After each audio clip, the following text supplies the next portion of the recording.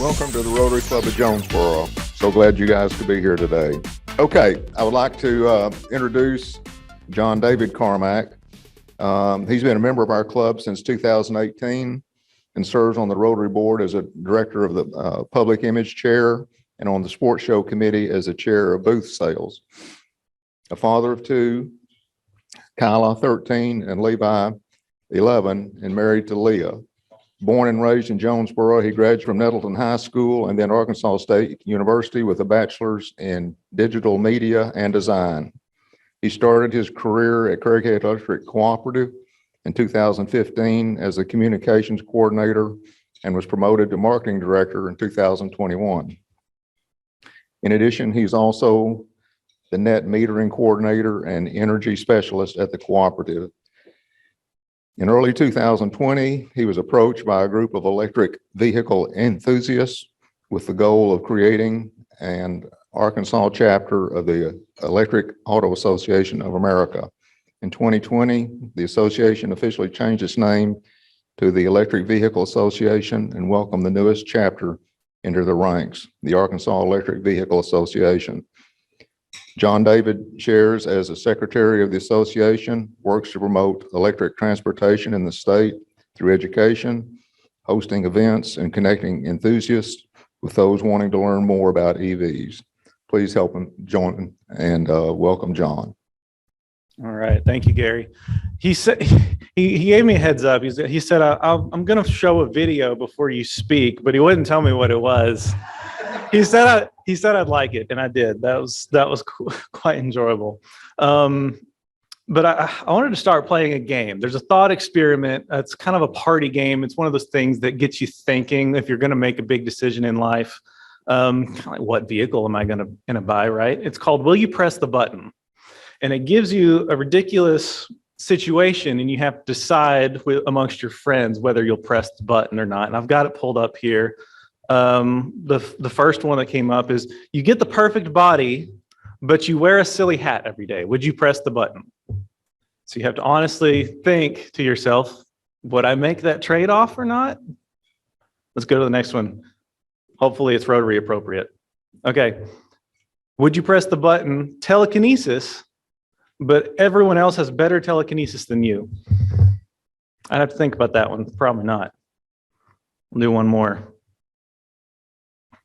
All right, will you press the button? Valve instantly releases Half-Life 3, which is considered the best video game of the century, but you can never play Team Fortress 2 again.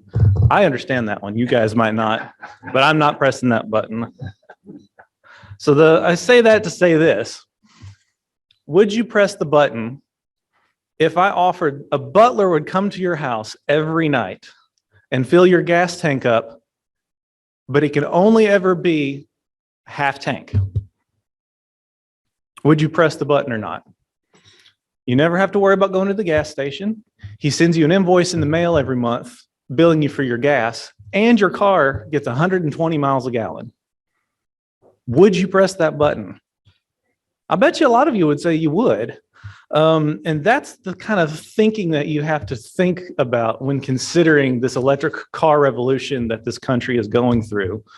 And to just kind of explain it to y'all and kind of just get bearings on what vehicles are available, what's the state of the market, how do you charge these things, what's it like to live with them, and that's kind of what I've put together here. This is one of those topics I could talk about ad nauseum with no preparation, but I've tried to keep myself focused. I've got this presentation here. And just to start off is the different kinds of EVs. When I say an electrified vehicle, you could be talking about 3 or 4 different things. It started with a Prius, like that's called a hybrid electric vehicle, HEV for short. That's what our own Rotarian Norman drives, a Prius, and he's had it for years and he loves it. It was really the first mass-produced electrified vehicle in North America. It's got a gas tank, has electric motor, but you can only ever put gas in it. It uses gasoline only. It converts a little bit of it to electricity to extend the range and efficiency of the vehicle. You get 70 miles a gallon or so. And then they decided to put a plug on it. So this would be like a plug-in hybrid electric vehicle, PHEV. This would be like the Volvo Polestar it's down here in the corner. One of my friends drives that. Has a gasoline engine with a gas tank, but it also has a plug-in, so you can use both. Best of both worlds, but it also has the disadvantages of both worlds. I believe, let's see, one of our Rotarians drives a PHEV. Who was it? It was John Miles. John Miles drives a Volt, and it has both gas and electric and plug-in and gas tank, PHEV. Then there's the other side of this spectrum that, well, this would be a battery electric vehicle, BEV. So it has a battery and a motor, but no engine, no gas tank. You could not put electricity in it if you wanted to. Our own Rusty Gwynn brought his Bolt here today. It's a BEV. Marilyn bought her Tesla here today. It's a BEV. I brought Empower Broadband graciously allowed me to borrow their Mustang Mach-E, and it's out front under the awning. It's a BEV. Can't put gas in it if you wanted to, but it is every bit of a Mustang as the one that we all know and love. It's fast. And we'll do a little show and tell afterwards. We can go out and push all the buttons and open all the trunks and look at it. So immediately after the meeting, I'll go out there and we'll do like a tour. Those are the three types of vehicles you're talking about when you talk about electrified transportation. The EV market, it started when in 1997 with the Prius. 2010 is about when the hybrid plug-ins started coming around, like the Volt. In 2010, that same year, Nissan launched the Leaf, the first mainstream electric vehicle. And then as of 2014, there were dozens of battery electric and other kinds of vehicles on the market. The next big push is going to be the trucks. We live in a rural area in the South. People like their trucks. And that's really been missing in this market. But in 2022, the Ford electric Lightning pickup truck, F-150, will come out, supposedly. The following year, we'll have a electrified Hummer and GMC Sierra truck. So that's going to be our next evolution of this market. And that, I think, is what's going to push it over the edge in this area. Because as of now, the state of the EV market in Arkansas is slim, to say the least. EVs were 1.8% of all car sales in 2020. It's less than 1% in our Midwest region, according to IHS Market. But during 2020, when nobody was driving and no one was really buying a car, EVs were the only sector that grew. So that's telling that this is very close to being an exponential growth situation in this market. Looking into the future, by 2030, we'll have electric vehicles from every mainstream manufacturer. We'll have multiple vehicle types, including trucks and SUVs. Looking 10 years into the future, when you get into the 2030s and 2040s, we'll start seeing the scarcity of the ICE, the internal combustion engine model vehicles.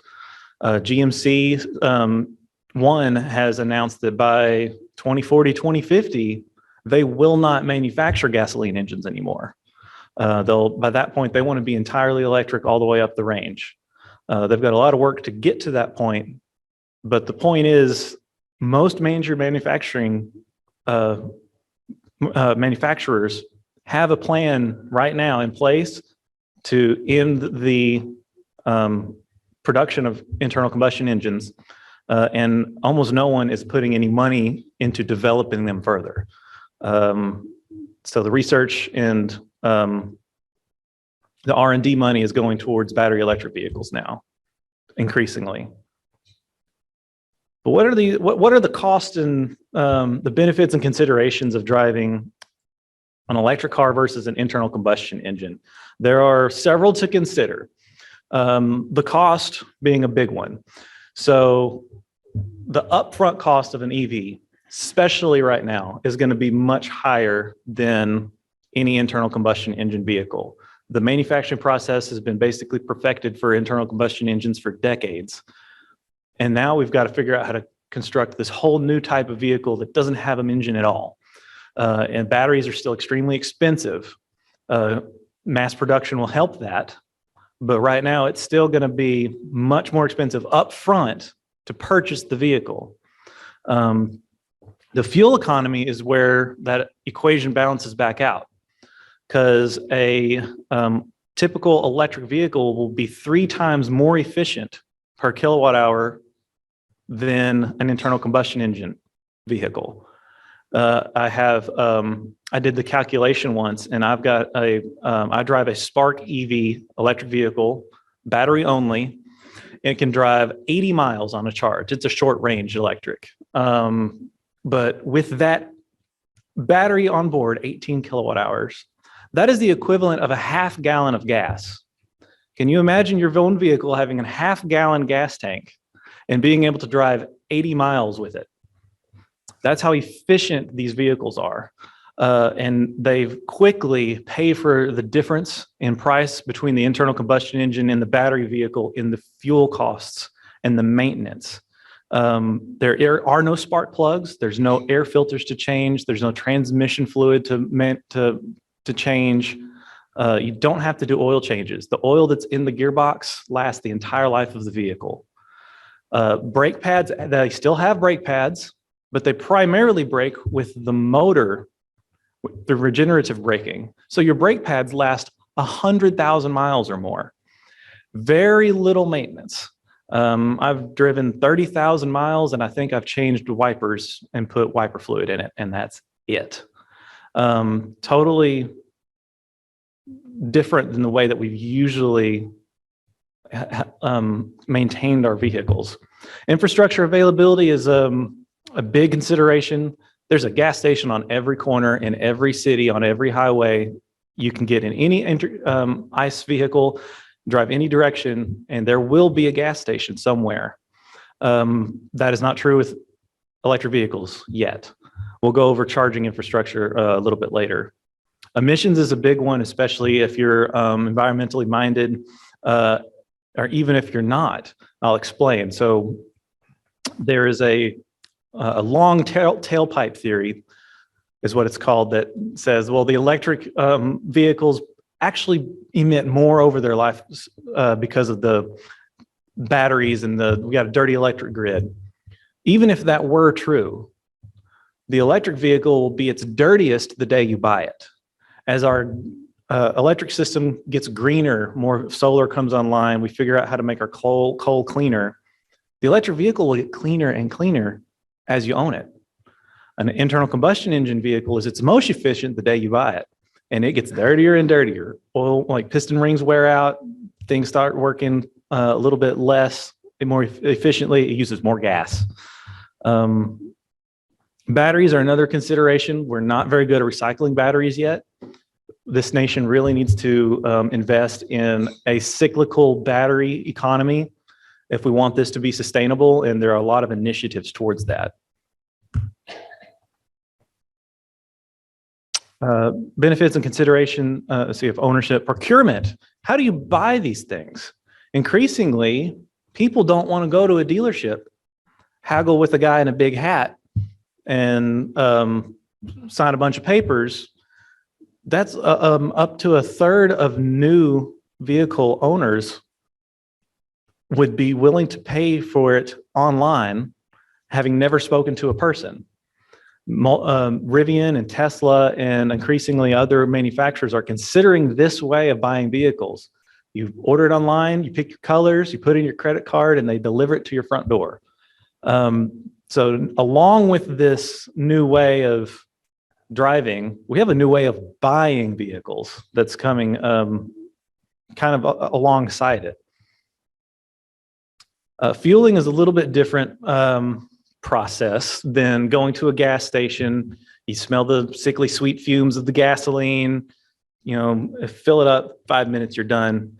It's a little bit more complicated. You got to think about it a little bit more with the electric vehicle. But I think once you get your head around it, it is a much more pleasant experience. There's a few plug types worldwide that we've kind of settled on, but there's only 3 that you really have to worry about in North America.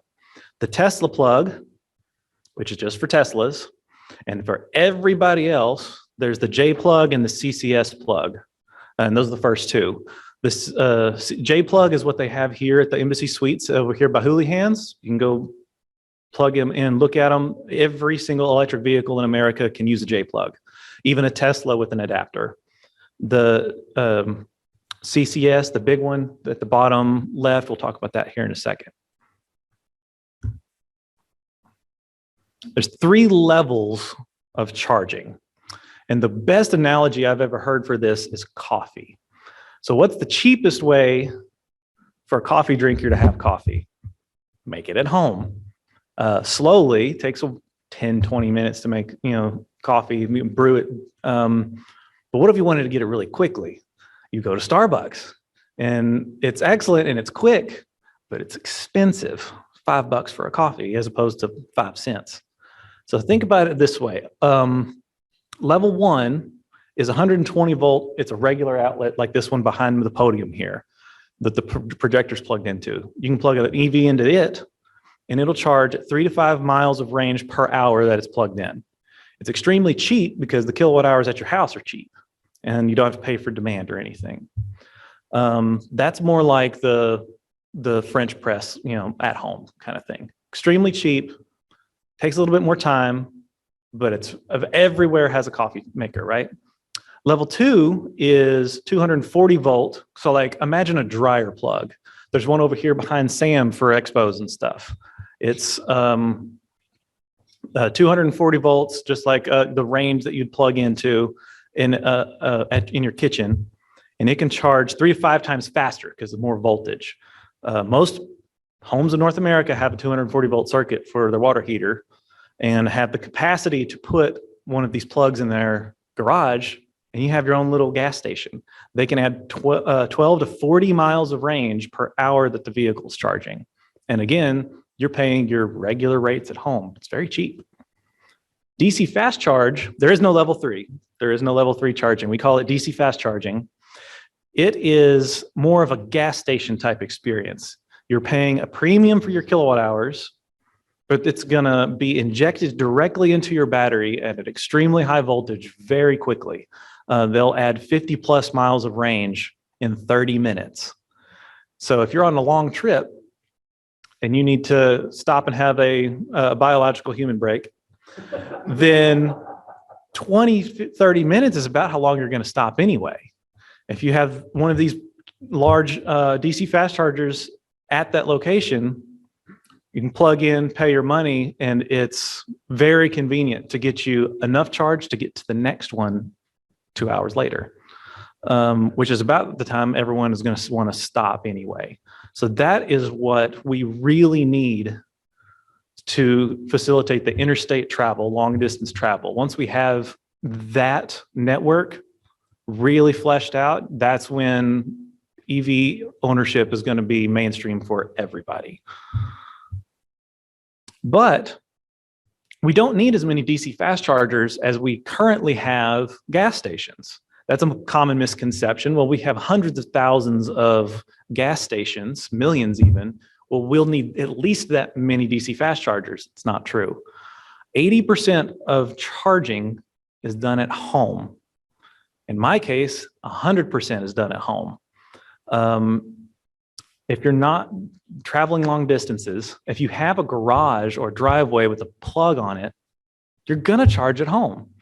You'll very rarely use DC fast charging unless you just don't have a parking lot. If you're in an apartment and don't have any power in your driveway, you might hit up a DC fast charger once a week and fill your car up. This is what the level 2 stations look like. Little pedestals, you can charge money or they can be free. It depends on who owns them. But these are what we call destination chargers. You're not going to want to sit and wait on this actively waiting to charge your car. This is what you would at a hotel. Plug it in, go stay for the night, your car's full the next day. Plug it in while you're shopping, plug it in while you're eating. It's just a convenient to be charging your car while you're doing something else. This is the DC fast charger pedestals. Very high voltage, 400 plus volts, 150 kilowatt hours or kilowatts, very high power, just injecting directly DC energy directly into your battery. They do have payment networks on them. You basically set up an app on your phone with your credit card in there, pair it, start the charge, and walk away. It's not like a gas pump where you have to sit there and be with it. It'll take care of itself. When your car's full, it stops charging. So you can plug it in and walk away, go do whatever you need to do, and come back to it. We do not have, as a quick note, any of these in Northeast Arkansas, not a one. The closest one is in Forest City at the Walmart, which is more east Arkansas. So this is definitely something that we need more of. I kind of already went over this, just typical locations you'd find: level 2 chargers, shopping centers, parking lots, multi-unit residential buildings. DC fast chargers are typically in roadside rest areas, fast food restaurants, shopping centers, places where there's lots of traffic near a highway. This is a map of DC fast chargers in Arkansas. You can see Little Rock right there is in the middle under Arkansas. We're the little blue dot in Jonesboro. Nada. There's nothing in Northeast Arkansas. There's a corridor going from Memphis down to Little Rock, kind of towards Fort Worth, where they have a DC fast charger every 50 miles, but that's basically just to get from Memphis to Fort Worth. We really need one going down I-555, down Highway 1. And we've been in some talks with a few people to see if we can get that ball rolling. If you ever want to find these locations, there's several apps that you can use to find these very easily. PlugShare is my favorite. ChargePoint, Tesla has their own built-in. Google Maps will show you where these are now. So it's increasingly easy to find these, even if you don't know where they all are. How much it costs to charge varies wildly on lots of variables. Same thing with gasoline. Do you need pump fuel in your car, or do you need premium fuel in your car? Do you drive a diesel? Do you drive a big truck? Do you drive a little car? Same thing with electricity, powered vehicles. Small Nissan Leaf, if you're charging at home, $3 to fill it all the way up. If you're DC fast charging, maybe 10. What about a larger vehicle like a Tesla Model S or X? You can fill it completely up from zero with as little as $7. If you DC fast charge it, it might cost $22. A Bolt, like a mid-size hatchback, $6 to charge at home, maybe 20 to fill it up at a DC fast charger. Compared to the $40 or $50 or $60 we're paying now to fill our gas tank, that sounds really great. And we're blessed in Arkansas to have very cheap electric rates. Some people don't realize that until they move from other like northern states or western states or Hawaii. My goodness, so expensive.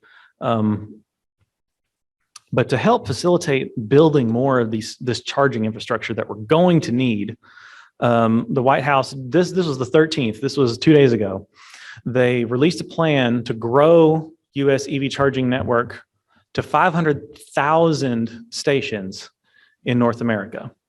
That's $7.5 billion that they are handing out to the states, that they will have a framework to hand out that money in the state. They'll dole it out, and places like Onity and Charging America and ChargePoint will take that money and use it to build more stations. So a lot more stations are going to be installed if they can push that through. Then just a few other resources to consider that are unique to Arkansas. Evolve Auto is a relatively new electric car boutique in Little Rock started by Colin Riggin. And it is a used electric car only dealership. They do not do gas cars at all. So if you're interested in maybe getting an EV as your second vehicle, which is what I would recommend right now, keeping one gas car and one electric car. If you're ever in Little Rock, look up Evolve Auto and talk to Colin. He will get you set up. We started a Arkansas EV owners group that was started by Mr. JJ Ward. He's on our board now, and it's up to almost 200 members. And it is a Arkansas only owners group of EV enthusiasts. We welcome anyone to join, even if you don't drive an EV. If you just want to ask questions, there's 200 people that would love to answer your questions. Arkansas AREV owners group on Facebook. If you drive a Tesla, there is a new Tesla Owners Club of Arkansas. It's actually been around for a while, but was recently anointed by Elon Musk himself as the official owners group in Arkansas, of which there can only be one per state. So now they are official. It is the official owners club of Arkansas. If you have a Tesla, if you're interested in driving a Tesla, if you have any questions, it's free to join the owners group and ask all the questions you want. They'd be happy to answer. If you want to be an official member, they do have dues, and you get merch, and you get to join their events and all that good stuff. But the EV Association, it's new. We kind of started at the beginning of the pandemic. We've never met in person, so we're still getting it up and running, trying to do some more events, trying to get more chargers installed, trying to educate people and connect people together. But if you want to help us, you can join the association at that link. It's electricauto.org/Arkansas. It's $35 a year for a single person. And we have all the way up to $500 memberships with businesses. If that's something that y'all would be interested in helping us out, we put the money towards hosting events, educating people, running the mailing list and website. And I didn't really stop to ask for questions, so I'll stop now. And just if you have any questions, please let me know. That is my contact info. I'd be happy to talk about this topic with anyone at any time. John, who owns these charging stations like you see on the interstate and all? So they are part of a network of chargers like ChargePoint or Ionity or Electrify America. But they are, the property that they're installed on is owned by the landowner. So the ones in Walmart, of course, Walmart still owns the parking lot, but they're leasing out the space for the chargers so that Electrify America can make money on selling kilowatt hours. Walmart gets a free captive audience for an hour while they're charging. It's a win-win for both people. So they're looking for a lot of partnerships like that, where it makes sense that the charging network can own the infrastructure, pay for the electricity, get the money for it, maybe pay a lease to the homeowner, and the homeowner gets a free built-in attraction with a captive audience for an extended time. That's why Walmarts have been so popular, because Walmarts are usually accompanied with places to eat, places to shop, places to use the bathroom. And there's all sorts of other configurations, especially for the level 2. The ones out here, the Embassy Suites owns them, and they own all of it, the infrastructure, the land, the electricity, everything. But yeah, there's all sorts of different configurations of ownership and liability and that kind of thing. I drive a Prius, Mm-hmm. and about a month ago, I learned something. I get to pay $100 more than others. Yeah, that's not fun. And do you think the government's going to carry that little bit along with the other full electric cars? So what Hank was talking about is the registration fee for electrified vehicles is higher than internal combustion engine vehicles because they collect a gas tax to pay for road infrastructure. If you have an electrified vehicle or an electric vehicle, you are not paying gas at all you're not paying the road tax. So they came up with this, think it's a stopgap measure to collect at your registration. It's $100 if you drive a hybrid. That's $200 if you drive an electric car. That's not fun. Pay $235 every year just to register your car for another year. That $200 is way more than I would have paid for gas tax. So it's not fair to a lot of people who are paying it. I personally would prefer something like you turn in your odometer reading to see how many miles that you drove that year, put that through a formula that considers how heavy your car is for wear and tear, and then you just pay it on your taxes. I think that would be more fair. I don't think the state of Arkansas wants to go through that whole rigmarole. So for now, just know that if you have an electric car or an electrified car, you're going to pay more during registration. My question is about reliability. Is the reliability of the electric vehicles as good or better than the combustion engine? In my opinion, it's better. I've never been stranded. My car has never failed to start. I know people who have been stranded because they didn't know how to judge their range. But you know how internal combustion engines have a hard time starting when they're cold? Electric cars just don't care. They start right up. There's very little maintenance, so there's much less risk of you forgetting to change your oil for 2 or 3 cycles and then your engine gumming up. There's much fewer moving parts. An internal combustion engine is thousands of rotating parts. It's literally a box of spinning levers connected to another box of spinning levers that suck, squish, bang, blow, tiny explosions thousands of times a minute. There's a lot of stuff that can go wrong in an internal combustion engine vehicle. An electric car has a few dozen moving parts, much less to go wrong. It's just kind of it works or it doesn't kind of thing. And as the manufacturing methods improve, yes, I would consider them much more reliable. Jon David, one question was asked over here, where are the batteries made that go on these vehicles? Where are they made? Almost exclusively in China. And they're trying desperately to change that. Ford is building a huge plant north of Memphis to build the Ford F-150 Lightning. And along with that, they want to build an enormous battery manufacturing facility. They're going to have to. This year shown us we cannot rely on the supply chain from China for all of our manufacturing anymore. So I hope that changes.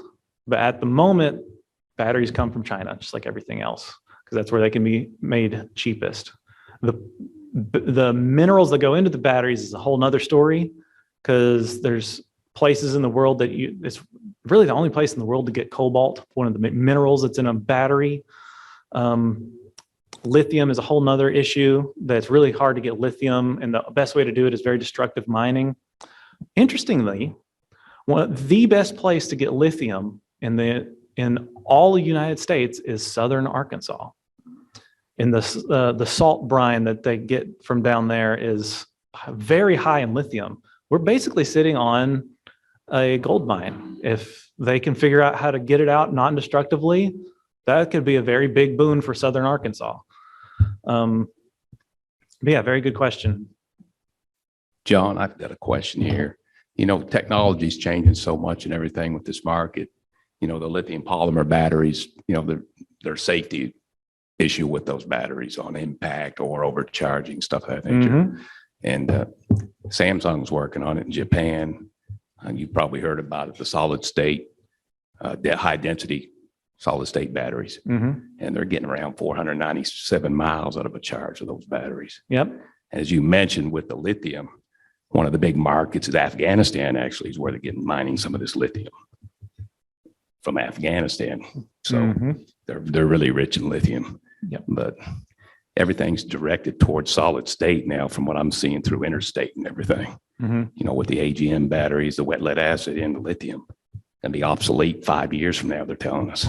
So It's rapidly changing rapidly market. changing.